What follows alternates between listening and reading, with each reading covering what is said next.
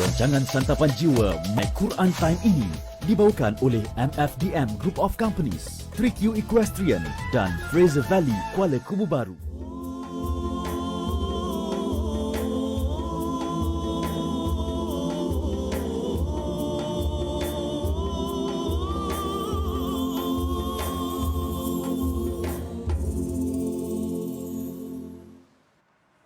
أعوذ بالله من الشيطان الرجيم بسم الله الرحمن الرحيم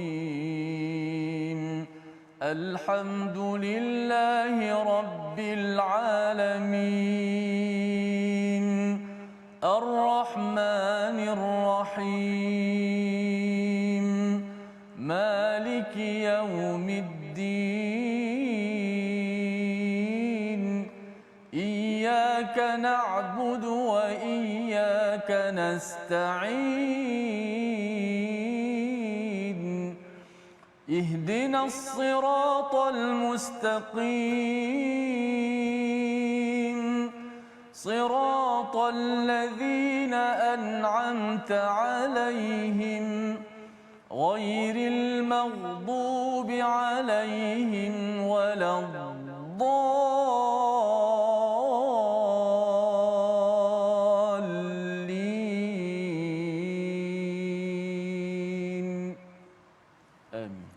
Assalamualaikum warahmatullahi wabarakatuh. Alhamdulillah wassalatu wassalamu ala Rasulillah wa ala alihi wa man wala syada la ilaha illallah syada Muhammadan abduhu wa rasuluhu. Allahumma salli ala sayidina Muhammad wa ala alihi wa sahbihi ajma'in. Amma ba'du. Apa khabar tuan-tuan dan puan yang dirahmati Allah sekalian?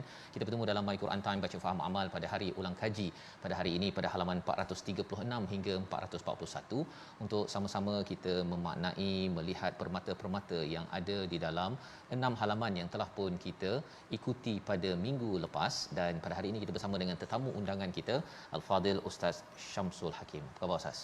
Alhamdulillah. Alhamdulillah. Sihat saja Alhamdulillah. Ahlan Ustaz ya ke My Quran Time pada hari ini, dan juga Ustaz Tirmizi. Apa khabar? Alhamdulillah baik. Alhamdulillah Ustaz ya. Kita nak mengulang kaji surah Fatir, surah yang menarik yang kita sudah pun lihat pada minggu ini bersama dengan tuan-tuan yang berada di rumah. Saya jemput untuk share, untuk sama-sama kita mulakan majlis kita pada hari ini dengan subhanakala ilmalana illa ma 'allamtana innaka antal alimul hakim rabbi zidni ilma. Sama-sama kita ingin memulakan ya ulang kaji kita pada halaman 436 berkaitan dengan surah Fatir yang kita maklum bahawa ia banyak membawakan kepada bukti-bukti kebesaran Allah di alam maya pada ini, dan sudah tentunya salah satunya berkaitan dengan Bahran pada ayat yang ke-12, iaitu ada dua lautan ya, sungai air tawar dan juga sungai air masin ataupun laut masin. Dan lebih daripada itu, di hujung halaman 436 ini Allah membawakan kepada kita tentang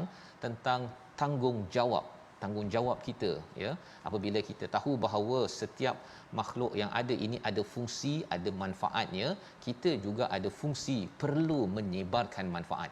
Kita baca daripada ayat 18 bagi memulakan ulang kaji kita pada halaman 436 dipimpin Al-Fadil Ustaz Tirmizi Ali. Silakan Ustaz.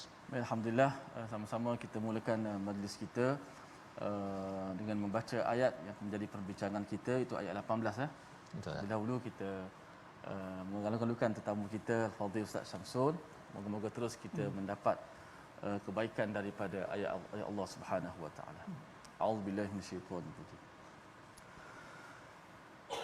ولا تزر وازرة وزر أخرى وإن تدع مثقلة إلى حملها لا يحمل منه شيء ولو كان ذا قربى إنما تنذر الذين يخشون ربهم بالغيب وأقاموا الصلاة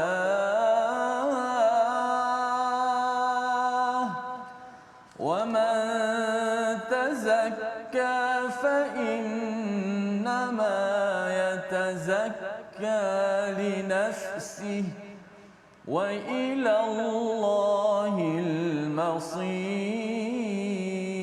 المصير. صدق الله.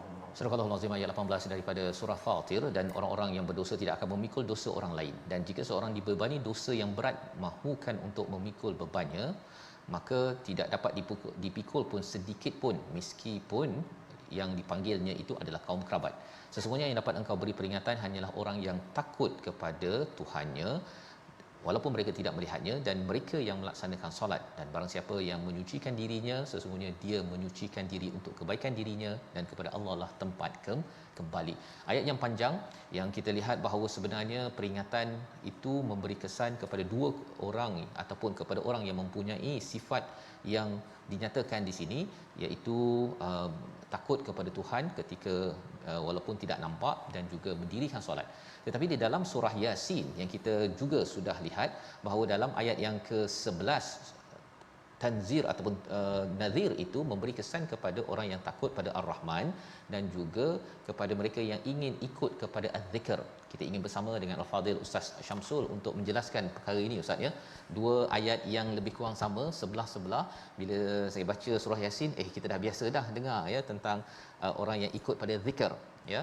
Tapi kalau dalam surah Fatir ini tak ada ikut pada zikir, tetapi orang yang mendirikan solat. Kalau boleh Ustaz cerahkan, adakah dia perlu bergabung ataupun macam mana agar nadhir memberi kesan, peringatan memberi kesan membekas pada diri kita, menjadi bekalan sampai ke syurga. Silakan Ustaz. Terima kasih banyak Fadil Ustaz Fazrul, para penonton yang dirahmati Allah sekalian, tak lupakan Fadil Ustaz Tirmizi yang bersama-sama pada tengah hari ini. Alhamdulillah, hari ini kita mendengar satu lagi ayat Allah yang berbentuk peringatan, dan seperti mana yang telah didahulukan bicaranya tadi oleh Ustaz Fazrul, ayat ini menceritakan berkenaan tentang peringatan masing-masing akan memikul beban dosa masing-masing, dan takkan ada sesiapa pun yang mampu untuk memikul beban dosa kita, dan ini perkara yang kita kena sedar. Bila sebutkan peringatan, ianya benda yang perlu diingat, tetapi Allah Subhanahu Wa Taala ketika mana menyebutkan ianya sebagai peringatan, Allah menyebutkan bahawasanya peringatan itu walaupun disampaikan, yang menerima ataupun yang akan menerima pakai beriman dengan peringatan ini ada jenis-jenis manusianya. Macam kita katakan, tiap-tiap hari adanya peringatan-peringatan yang datang kepada kita, sama ada daripada urusan dunia ataupun urusan akhirat. Urusan dunia jangan bawa laju, tapi ada juga yang bawa laju.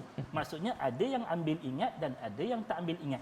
Tetapi peringatan daripada Al-Quran, Allah mengkhususkan peringatan ini yang berupaya untuk terimanya dengan sepenuh keimanan adalah mereka yang memiliki ciri-ciri yang dinyatakan dalam ayat ini. Begitu juga pada ayat yang ke-11, iaitulah Allah kata, innama tunzirul ladina yakhshawna rabbahum bil ghaibi wa aqamus salah. Orang yang benar-benar sampai ilmu dalam diri dia bahawasanya dia perlu takutkan sebenar-benarnya kepada Allah, dan takut itu bukan satu takut yang mendiamkan diri dia seperti mana ketakutan kita kepada yang lain. Kalau takut kita akan berdiam diri, itu khasyah. Tetapi Allah tunjukkan bahawasanya khasyah itu tak cukup untuk mencapai maqam khauf, iaitulah dia mesti kena ada gerak, kena ada perbuatan. Iaitulah bila mana kita takut, kita akan membuat sesuatu perkara yang akan mengeluarkan kita daripada daerah ketakutan kepada daerah kecintaan. Orang yang takutkan akan Allah, dia bukan melarikan dirinya daripada Allah, tetapi dia akan berlari kepada Allah. Fafirru ilallah wasari'u ila maghfiratin min rabbikum. Dan inilah juga bentuk yang sama kita dapat lihat pada surah Yasin ayat yang ke-11. Allah kata, innama tunzirul ladina yakhshawna rabbahum, innama tunziru man ittaba'a dzikra. Yang pertama dia kena buat apa dia? Dia kena ingat Allah, dia kena zikir, perbuatan. Kemudian ditambahkan kepada takut, khasyah tadi. Maka di sini Allah kata, kalau kita nak peringatan Al-Quran itu memberikan kesan kepada diri kita, kita kena mesti ada khasyah, takut sungguh-sungguh kepada Allah. Tetapi takut itu berbeza daripada takut yang lain. Kita kena beramal dengan takut kita. Ada orang takutkan neraka, tapi perbuatannya tak melambangkan dia takut neraka. Orang takutkan Allah, dia kata saya takut Allah, tapi tak terjelas pada diri dia perbuatan dia takut Allah. Maka di sinilah Allah menyatakan bahawasanya orang yang takutkan akan Allah, mereka itu diberikan kiasannya seperti mana orang yang hidup. Orang yang hidup dia bekerja. Tuan-tuan boleh tengok nanti pada ayat yang ke-70 surah Yasin. Allah kata, liyunzira man kana hayya. Untuk ianya diberikan peringatan untuk orang yang hidup. Orang hidup dia mesti bekerja. Kalau orang mati dia takut, kemudian dia senyap. Kalau orang yang hidup, dia hidup dengan ketakutan, tetapi ketakutan yang tidak menghentikan dia daripada beribadah, beramal kepada Allah. Barulah Quran memberi kesan kepada peringatan terhadap diri dia. Wallahu a'lam. Ya, terima kasih diucapkan pada Ustaz Syamsul menjelaskan ya. Dua ayat pada ayat yang ke-18 surah Fatir dan juga ayat 11 surah Yasin ini untuk kita dapat gabungkan Ustaz ya. Kalau di sini ini bercakap tentang takut pada Tuhan, dia dirikan solat. Kalau di sana itu dia ambil peringatan zikir dan Quran itu memberi kesan kepada dia takut pada Tuhan. Jadi gabung sekali itu Quran dia menyebabkan takut dan akhirnya mendirikan solat ya. Pasal ada orang yang tak dirikan solat, lewatkan solat, ambil ringan pasal solat ini pasal dia tak kisah pun apa yang Tuhan nak bagi cabaran ataupun ujian azab kepada dia. Kerana apa? Kerana kurang beringat zikir ataupun membaca al-Quran ini memberi kesan kepada diri. Jadi kita doakan dengan al-Quran yang kita baca ini makin kita khasyah kepada Allah, makin lagi kita mendirikan solat sehingga kan kita ini dapat membersihkan diri kita. Dan bercakap tentang khasyah ini, perkataan yang menarik pada ayat yang ke 28 ya, ayat yang ke-28 pada muka surat 437. Mari sama-sama kita baca selepas kita diperkenalkan tentang gunung warna merah, warna putih, warna hitam, buah-buahan ada banyak warna, ada keluar perkataan innama yakhshallaha min ibadihil ulama. Kita baca ayat 28 dipimpin Ustaz Tirmizi. A'udzubillahi minasyaitanir wa minan nasi wad-dawabi wal an'ami mukhtalifun alwanuhu kadzalik innama yakhsha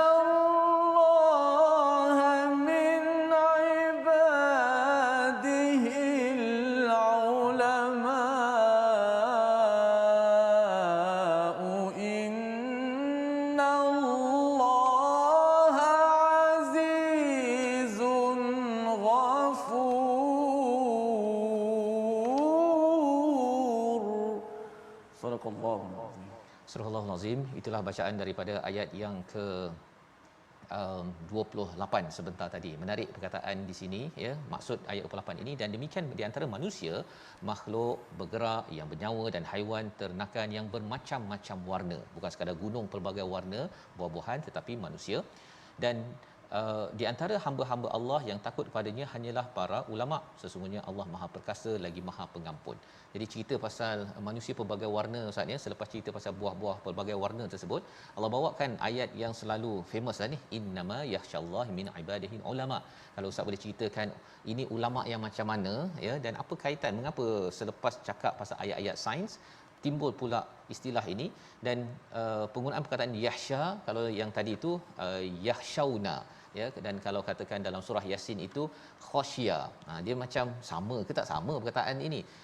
Apa beza dengan khauf? Banyak soalan dalam soalan. Silakan Ustaz. Terima kasih banyak yang berbahagia Ustaz Fazrul dan juga Ustaz Tirmizi serta seluruh para penonton yang mudah-mudahan kita doakan ada keberkatan pada perkongsian ilmu kita pada tengah hari ini. Tuan-tuan dan juga puan-puan, ayat yang kita bicarakan seperti mana ayat yang kita bacakan sebentar tadi ayat 18, ayat yang ke-11 surah Yasin, ketiga-tiganya menggunakan lafaz yang berpunca daripada kata akar yang sama iaitu khasyiyah. Kalau kita baca dalam terjemahan ianya membawa maksud takut. Tapi tuan-tuan, sebenarnya kalimah takut dalam bahasa Arab ada beberapa kalimah yang lain. Antaranya iaitulah kalimah al-khauf. Kalau tuan-tuan biasa baca surah Ar-Rahman, Tuhan menyatakan waliman khafa maqama rabbih jannatan. Bagi orang yang adanya ketakutan terhadap Tuhannya, bagi mereka itu dua syurga. Di situ digunakan kalimah khafa iaitu khauf tersebut. Dan kalau kita lihat pada surah yang lain, antaranya surah Qasas ayat yang ke-32, ada satu lagi kalimah yang menggambarkan kalimah takut iaitu ar-rahbu. Yang disebutkan usluk yadaka ila fi jaybika, usluk yadaka fi jaybika takhruj baydaa min ghairi su'in wadmum ilaika janahaka minar rahm. Allah kata masukkanlah kedua tangan kamu di bawah ketiak kamu ni, ianya akan menghasilkan cahaya pada kedua belah tapak tangan tersebut, Dan ketika mana kamu rasa bimbang, kamu letakkanlah juga tangan tersebut di bawah ketiak tersebut untuk mendatangkan rasa tenang.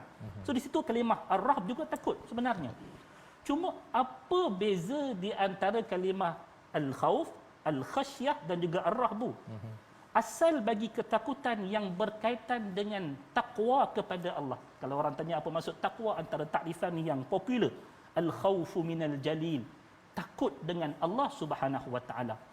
Tetapi asal kalimah al-khauf ini yang merupakan pokok bagi takut, di bawahnya itu ada dua lagi sifat takut yang perlu disertakan. Yang pertamanya iaitulah al-khasyah. Al-khasyah ni ialah satu cabang daripada sifat al-khauf, di mana al-khasyah ni kalau seorang takut, itu akan membuatkan dirinya tenang, khusyuk, berdiam diri. Orang yang dengar akan ayat Allah, dengar peringatan daripada Allah, dia takkan sanggup untuk buat kerja lain, sebab Tuhan kata wa idza quri'al qur'anu fastami'u lahu wa ansitu. Walaupun orang tak nampak, dia duduk seorang-seorang, Allah bacakan, dibacakan kepada dia ayat Allah, takut dia, Allah marah dia, dia dengar elok-elok, dengar diam. Pasal apa? Sebab adanya takut yang membuatkan dia berdiam diri. Itu khasyah. Dan kemudiannya yang keduanya ar-rahbu. Ar-rahbu ni takut yang menghasilkan gerak. Contohnya macam seorang yang ketakutan, dia akan menggeletar. So, takut yang menghasilkan gerak, itu yang dikatakan ar-rahbu.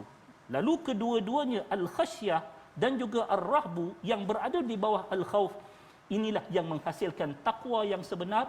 Orang yang takut pada Allah, selepas daripada dia melihat kebesaran-kebesaran Allah pada ayat yang ke-28, dia tengoknya yang adanya gunung ganang yang berwarna-warni. Bukan dia merasa takjub dan juga kagum terhadap makhluk ciptaan Allah, tapi dia merasakan kebesaran Allah lebih besar daripada makhluk yang dilihatnya, menjadikan dirinya takut untuk lawan Allah, takut untuk melakukan maksiat kepada Allah. Dia berdiam diri, mengekang diri dia daripada maksiat, itu khasyah. Tetapi bila mana dia dah kekang diri dia daripada melakukan maksiat, dia akan segera berbuat taat, maka itulah ar-rahbu.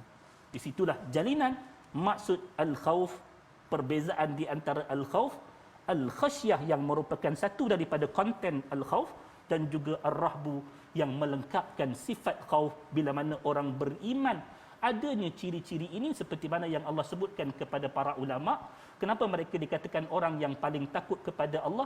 Sebab mereka takut tu dengan ilmu yang sebenar, bukan buat-buat takut, tetapi dia dapat ilmu yang menjadikan dia takut kepada Allah, dan seterusnya menggerakkan dia pada amal. Kalau takat kita kata takut mengalir air mata tapi duduk diam tak semayang, itu bukan takut namanya Ustaz. Itu namanya program motivasi saja. Ya. Okey, jadi perkara itu yang kita perlu faham, dan masya-Allah ya, khauf, khasyah dan juga rahb sebentar tadi dapat menjelaskan kepada kita betapa apabila kita bercakap tentang khauf, ya, kita takut daripada segala perkara mara bahaya Ustaz ya, yang ada kaitan dengan wiqayah, itu kita nak jauhkan daripada segala bahaya, rupanya kena ada khasyah, kena ada rahb sebentar tadi.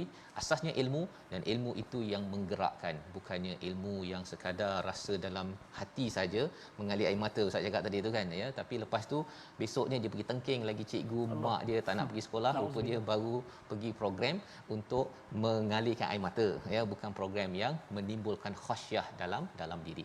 Jadi ini pelajaran yang penting, dan sudah tentunya orang-orang yang nak mencari ilmu ini, nak mencari keampunan Allah, Allah nyatakan pada ayat 29 pakejnya ialah tilawah kitab Allah, wa aqamus salah, dan juga infak. Ini adalah info kepada jurulatih lah Ustaz ya. Kalau nak bina anak murid yang datang dengan ilmu khasyahnya tadi tu, bukan sekadar 2 jam. Saya pernah lah juga buat program dulu Ustaz ya, kita guna teknik-teknik tertentu, pasang muzik dan sebagainya. Memang sekejap je boleh nangis kan, tapi nangis itu bukanlah yang membawa pada istilah khauf sebentar tadi. Jadi kita tahu pakej yang sebenarnya ayat 29, sehingga kan anak murid itu makin dekat dengan kitab Allah, makin mendirikan solat, makin berinfak. Itulah satu perjuangan ghafur ya, untuk mendapatkan keampunan daripada Allah Subhanahu Wa Taala.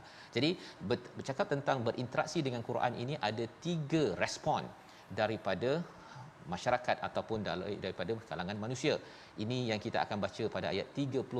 Kalau tuan-tuan dah tahu apakah 3 kategori tersebut, tuliskan di ruang komen. Tapi kita rehat sebentar. Selepas rehat nanti kita baca ayat 32. Bagaimana kita? Adakah kita kumpulan pertama, kumpulan kedua, kumpulan ketiga? Rehat sebentar, My Quran Time, baca faham amal insya-Allah.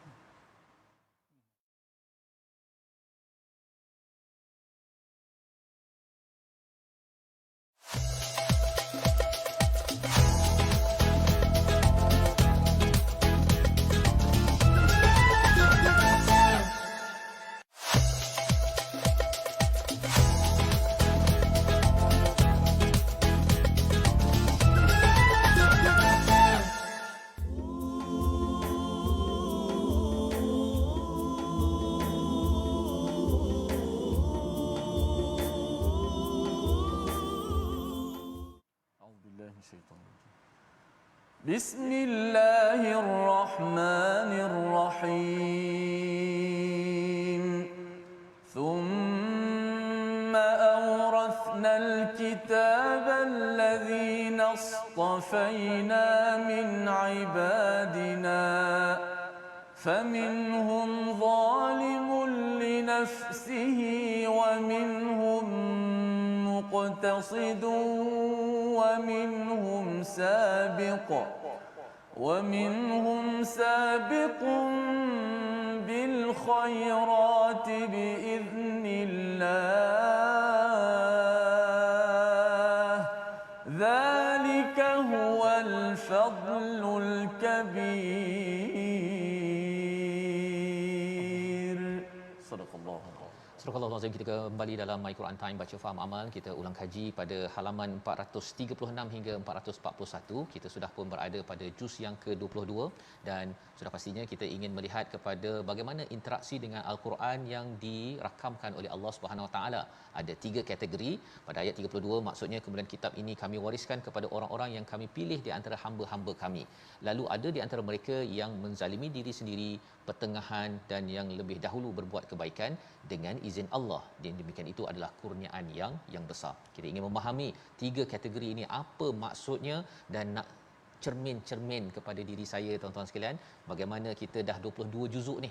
Kita ni dekat mana bersama Ustaz Syamsul, silakan. Tuan-tuan dan juga puan-puan yang dirahmati Allah, inilah satu bentuk berita gembira sebenarnya, kata Ibnu Ashur. Ayat ini adalah merupakan berita gembira untuk seluruh orang beriman. Di mana kalau tuan-tuan pergi belakang sikit, ayat yang ke-31 tu kan, Allah ceritakan betapa Allah telah mewahyukan kepada Nabi sebuah kitab yang merupakan mukjizat untuk Nabi. Tetapi kita orang yang beriman, umat Nabi Muhammad sallallahu alaihi wasallam menerima perkhabaran berita gembira yang tidak diterima oleh umat-umat yang terdahulu, iaitulah kita dapat menerima pewarisan mukjizat daripada Nabi berbanding umat-umat yang dahulu tak dapat mukjizat tersebut. Kita dapat mukjizat ini, iaitulah Al-Quranul Karim yang Allah pilih sebenarnya untuk Allah berikan kepada orang-orang yang beriman. Keseluruhan daripada orang beriman menerima pewarisan daripada Nabi Al-Quran yang kita terima sebagai berita gembira ini. Dan bila sebutkan tentang orang beriman keseluruhannya menerima, Allah mengkhabarkan dalam kalangan orang beriman itu pun dalam menerima berita gembira ada jenis-jenis mereka. Bila mana menerima berita gembira, bukan semuanya pada peringkat yang sama. Ada golongan yang pertama Allah kata dalam mereka menerima berita gembira dengan mewarisi mukjizat daripada Nabi, iaitulah Al-Quran ini, faminhum zalimun li nafsihi. Tetap sahaja mereka memilih untuk melakukan kezaliman pada diri mereka. Cuma bila kita sebutkan berita gembira pada golongan yang pertama yang disebutkan sebagai menzalimi diri mereka sendiri, iaitulah yang terus melakukan kemungkaran dan tidak tergerak hati untuk melakukan kebaikan, melainkan tinggal dalam diri mereka secebis iman. Ada iman yang secebis, lalu pada ketika itu ketahuilah wahai mereka yang memiliki sifat yang pertama, andai kata kita berada pada golongan yang pertama, ketahuilah ini juga berita gembira untuk kita bahawasanya Al-Quran itu bukan takat hadir untuk orang-orang yang baik-baik, tetapi Allah sebutkan Quran ini hadir untuk orang-orang yang zalim pada diri mereka untuk memberikan mereka harapan. Seperti mana kalau kita buka dalam surah Az-Zumar ayat yang ke-53, Allah kata apa dia? Qul ya ibadiyalladzina asrafu ala anfusihim la taqnatu min rahmatillah. Wahai orang yang hari ini tenggelam dalam dosa mereka, ada secebis iman dalam diri kita, gerakkanlah iman tersebut untuk menaiki tingkatan yang berikutnya, kata Allah, golongan yang kedua juga turut menerima berita gembira bahawasanya Al-Quran juga hadir untuk mereka. Wa minhum muqtasid. Muqtasid ni apa dia? Diterjemahkan sebagai golongan yang sederhana. Sekejap-sekejap buat baik, tapi dalam keadaan tertentu buat jahat juga. 50-50 orang kata. So-so ya. Na'udzubillah min dzalik. Mudah-mudahan kita juga terhindar daripada golongan ini. Tapi andai katalah kita berada dalam golongan ini, ketahuilah bahawasanya inilah berita gembira daripada Allah, hadirnya Al-Quran untuk kita. Seperti mana kalau kita lihat dalam firman Allah pada surah Ali Imran ayat 133. Berita gembira untuk orang yang so-so. Allah kata apa dia? Wasari'u ila maghfiratin min rabbikum. Ini bukan lagi masuk untuk kamu berlenggang-lenggok, untuk bersenang-senang, ambil ringan terhadap tuntutan, tetapi inilah masa untuk kamu meningkat ke tahap yang lebih tinggi. Maka berlumba-lumbalah untuk keampunan daripada Allah dan syurga yang seluas langit dan juga bumi. Peluang itu masih lagi ada untuk kita. Dan Allah tak melupakan untuk menyebutkan golongan yang paling tinggi respon mereka terhadap berita gembira yang Allah berikan daripada Al-Quran. Allah kata, وَمِنْهُمْ سَابِقٌ بِالْخَيْرَاتِ. Al-Quran juga berita gembira untuk orang yang sehingga ke waktu ini telah menjadi golongan yang terbaik, mempersembahkan amal mereka untuk Allah berbanding dengan dua kelompok tadi. Bagaimanakah berita gembira untuk orang yang terbaik ini? Allah menitahkan kepada mereka untuk mengekalkan diri mereka dalam kebaikan tersebut, seperti mana firman Allah dalam surah Fussilat ayat yang ke-30, innal ladzina qalu rabbuna Allah thumma istaqamu tatanazzalu alaihimul malaikatu alla takhafu wa la tahzanu. Sesungguhnya orang yang katakan, maka kami ini beriman kepada Allah, Tuhan kami ialah Allah, lalu mereka beristiqamah. Maksudnya untuk orang-orang yang dah jadi orang yang terbaik sekalipun, mereka tetap ada tanggungjawab untuk merespon terhadap berita gembira ini dengan memastikan kebaikan itu tidak terhenti di sini, tetapi kebaikan itu akan terhenti bila kita kembali bertemu dengan Allah nanti, insya-Allah. So inilah tiga golongan yang sebenarnya Al-Quran tiba untuk seluruh orang beriman. Jangan katakan Al-Quran itu bukan untuk kita. Selama mana iman itu dalam jiwa kita, ketahuilah ini adalah untuk kita yang telah Allah pilih. Tinggal kita nak menggerakkan diri kita dengan seruan-seruan Al-Quran tadi, ataupun kita nak meruntuhkan ataupun menjatuhkan lagi kita punya maruah ataupun harga diri kita lebih teruk daripada apa yang telah Allah berikan daripada tiga golongan ini yang disebutkan. Yang pertama, zalim. Zalim belum lagi sampai kufur. Asalkan ada iman, teruskan gerak untuk jadi muqtasid. Daripada muqtasid, naikkan lagi kepada sabiqun bil khairat. Jadi orang yang terbaik. Sebab jadi orang yang terbaik apa dia? Was-sabiqunas sabiqun. Golongan ini pasti akan mendahului orang lain memasuki syurga Allah Subhanahu wa taala.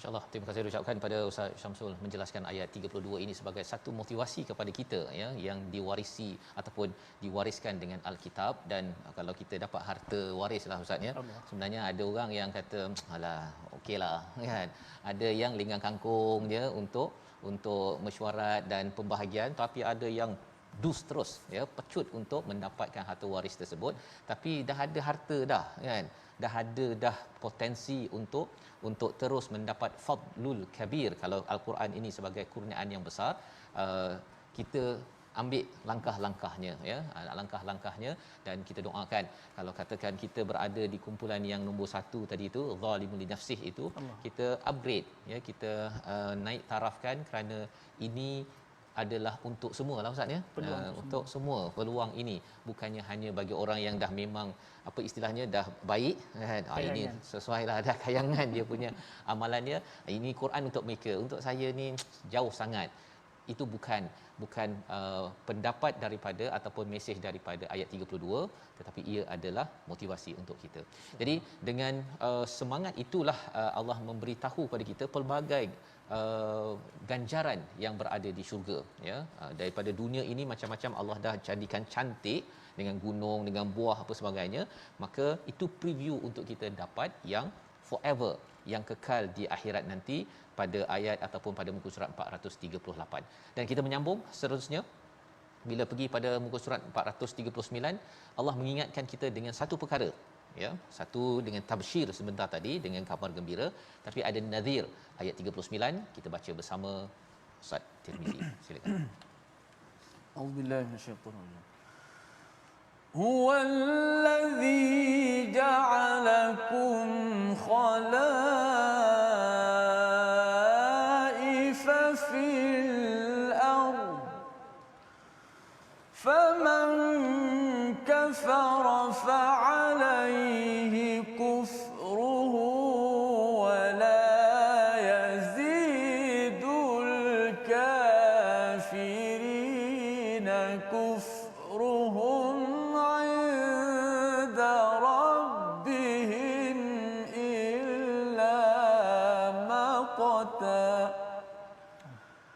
ولا يزيد الكافرين كفرهم إلا خسارا.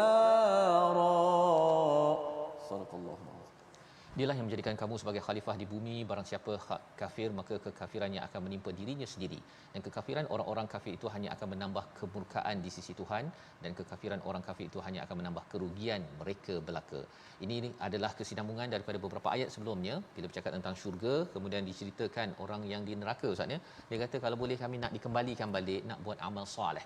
Ya, nak berbuat amal soleh, tetapi rupa-rupanya mereka sudah terlambat, ya, kerana mereka sudah diberikan pelbagai peringatan-peringatan tapi tidak mengambil berat perkara tersebut. Jadi dalam ayat ini ada dinyatakan bagi orang kufur itu maqtan dan juga khasaran, ya, iaitu kemurkaan dan kerugian. Itu terjemahannya. Tapi kita nak faham sebenarnya mengapa ada maqtan, ada khasaran, untuk kita fahamlah Ustaz ya. Jadi kita nampak ayat ini betul-betul sebagai nazir, tak adalah dia macam so-so je kan. Tak naklah macam tadilah. Ada yang tengok ayat Quran ni tak baca pun, ada yang so-so je, tapi ada yang kata okey, saya akan fastabiqul khairat. Silakan. Tuan-tuan juga puan-puan yang dirahmati Allah, para penonton, yang kita terus doakan mudah-mudahan terus setia dengan Al-Quran, walaupun bukan kita kata semata-mata dengan Quran time, tapi biarlah Quran time lifetime, maksudnya seluruh hidup kita dengan Al-Quran. Sebab dengan peringatan daripada Al-Quran inilah sebenarnya peringatan yang Allah sebutkan, fadzakir bil Qur'ani may yakhafu wa'id. Berikanlah peringatan dengan Al-Quran, sebab itulah yang akan menimbulkan rasa khauf yang sebenar, bukan khauf yang diada-adakan. Ayat ni awal-awal Allah kata Allah telah jadikan umat manusia ini sebagai khalaifa fil ardh. Khalifah-khalifah, orang yang bertanggungjawab untuk mengimarahkan bumi Allah dengan syariatnya, dengan agamanya yang telah diberikan sebagai panduan kita. Lalu bila mana manusia itu hidup dengan panduan yang telah ditetapkan oleh Allah, di waktu itu dia punya pilihan, sama ada untuk hidup sebagai seorang hamba Allah ataupun hidup lain daripada hamba, iaitu kufur. Lalu Allah peringatkan, dah senang hidup dengan nikmat Tuhan yang sepatutnya kamu syukur, jangan kufur. Sebab kata Allah, faman kafara fa alaihi kufruh. Siapa yang kufur, lalu dia akan dihadapkan dengan beban kekufuran tersebut. Apa beban kekufuran? Apa yang dia akan dapat kalau dia memilih untuk kufur, tuan-tuan dan juga puan-puan? Dalam ayat ni Allah sebutkan dua. Allah kata, wala yazidul kafiruna illa maqta wala yazidul kafirina kufruhum illa maqta. Kata Allah, yang pertama orang yang kufur, dia akan berhadapan dengan maqta. Kalimah maqta ni al-bughdu ma'a sigharin wa khizyin. Kebencian daripada Allah dengan sifat Allah merendah-rendahkan dia, memperkecilkan dia dan menghina dia. Takat orang marah, itu pun kita dah takut. Tambah-tambah direndah-rendahkan kita punya maruah. Dan yang merendah-rendahkan maruah kita ialah Allah. Siapa yang berani kufur, Allah akan marah dia dan Allah akan hina dia. Nak hidup macam ni dengan kekufuran? Tak nak. Dan kalaupun dia tak sampai kepada takut yang diperolehi oleh para ulama tadi, dia tak takut pun Tuhan sebab tak nampak pun. Tak nampak. Allah lanjutkan, wala yazidul kafirina kufurhum illa khasara. Kalaupun kamu tak takut pada aku, ketahuilah bahawasanya yang rugi itu kamu, bukan aku. Sebabnya Allah itu maha kaya. Allah itu tak perlukan kepada ketaatan dan juga keimanan kamu untuk memuliakan zatnya yang sudah maha mulia. Tetapi yang rugi ialah kamu. Kenapa digunakan kalimah khasara? Sebab pada ketika mana orang kufur, mereka melihat dengan kekufuran itu mendatangkan keuntungan duniawi kepada mereka. Lalu kata Allah, kamu nak berniaga di dunia ini, tapi ketahuilah perniagaan kamu itu akan menjadi satu perniagaan yang rugi, sebab kamu telah menjual dunia kamu dengan akhirat kamu. Siapa yang lebih rugi daripada menjual dunia dengan akhiratnya, sebab akhirat lebih mahal? Maka orang beriman, orang yang beruntung, mereka tak rela untuk menjual agama mereka, akhirat mereka untuk dunia yang tidak ada apa-apa nilai di sisi Allah Subhanahu Wa Taala. Lantaran itulah diulang dua kali, satu kemarahan daripada Allah, satu lagi kerugian pada diri yang kufur. Lantaran itulah ayat ini disusun sebegitu. Wallahu a'lam. Insya-Allah ya, itu adalah satu peringatan kepada kita, ya, dua istilah Ustaz ya, maqtan dan juga khasaran sebentar tadi. Dalam surah ini ada perkataan lan tabur sebelum ini kan, maksudnya tidak mungkin rugi. Kemudian kat sini rugi ya, rugi dalam istilah khasara. Jadi bagi orang yang sedang mencari untung buat bisnes, kalau katakan dia nak melabur, tapi bila Allah nyatakan kamu rugi ya disebabkan apa kekufuran yang kamu buat, lebih daripada itu ialah maqtan tadilah ustaz ya, dimurkai, dibenci, dihina. Dia kalau katakan bisnes dah jadi tu, sekali jatuh kan, kemudian orang kata sila bagi balik duit yang kamu dah ambil hari tu. Orang kutuk kan. Memang stres ustaz. Dan ada banyak businessman yang besar-besar, tycoon yang sekarang ni dia tak nak pulang pun duit yang dia dah dapat daripada pelanggan kan. Jadi itu cara rasanya itu cara kalau Allah nak hina tu anytime ya, pada bila-bila masa yang kita doa Allah jadikan kita di kalangan orang yang sentiasa ya, fastabiqul khairat sebentar tadi ya, sabiqum bil khairat. Apabila kita dah ada Quran, kita dah ada package ya, teruskan perjuangan, dan inilah yang menjadi latar kepada surah Fatir. Kita bergerak pada halaman 440, surah Yasin, surah terkenal, untuk sama-sama kita melihat satu istilah yang selalu tuan-tuan baca pada ayat 12, fi imamin mubin. Ayat 12 bersama Ustaz Tirmizi sebelum kita melihat apa maksud imamin mubin. Silakan Ustaz. Auzubillahi minasyaitonir rajim.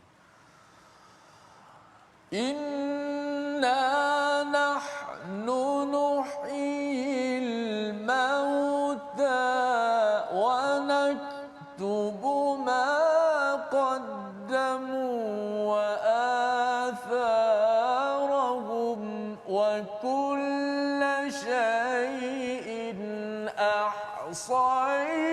ahsaynahu fi imamin mubin. Sadaqallah. Sesungguhnya kamilah yang menghidupkan orang-orang yang mati, dan kamilah yang mencatat apa yang telah mereka kerjakan dan kesan-kesan yang mereka tinggalkan, dan segala sesuatu kami kumpulkan dalam kitab fi imamin mubin. Kita ingin bersama dengan Al-Fadhil Ustaz Syamsul untuk menjelaskan bila kita beramal di situ ada ahsainahu fi imamin mubin, dekat mana sebenarnya imamin mubin ini sebenarnya Ustaz? Bismillahirrahmanirrahim. Para penonton yang dirahmati Allah, dalam ayat ini Allah menceritakan kepada kita, Allah memberikan kepada kita kematian dan juga kehidupan, dan setiap apa yang kita kerjakan sebenarnya telah tercatat dalam suratan takdir kita, dalam suratan amal kita yang asal-asal kepada takdir ini berada di Lauhil Mahfuz. Cuma yang lebih nak ditanyakan kepada kita, sebab kalau terjemahan kita boleh baca kan, tapi apa kefahaman kenapa dikatakan kitab manusia yang terletak di Lauhil Mahfuz itu disebutkan dengan namanya imam? Kenapa dikatakan kitab itu imam? Pelik, macam jauh je mana masa Melayu kita kan. Kalau kita lihat dalam tafsiran yang diberikan, antaranya kalau kita buka dalam Tahrir Tanwir, Ibnu Ashur menyatakan bila sebutkan kalimah imam, imam ialah sesuatu ataupun seseorang yang dituruti perbuatannya, dan kemudian kita akan beramal mengikut kepada apa yang ditunjukkan olehnya. Lalu manusia ini bila mana kita telah pun ada suratan takdir dan kita ada kematian dan kehidupan yang telah ditentukan, sebenarnya kita sedang menuruti kitab tersebut yang asal-asalnya berada pada sisi Allah daripada suratan takdir. Kita hidup dengan takdir dan kita mati dengan takdir. Maka lantaran itulah kitab itu dibahasakan dalam ayat ini, iaitulah dengan imam, kerana pada kitab yang telah tertulis itu tadi kita akan hidup dengannya, kita akan ikut panduan takdir yang telah Allah tentukan.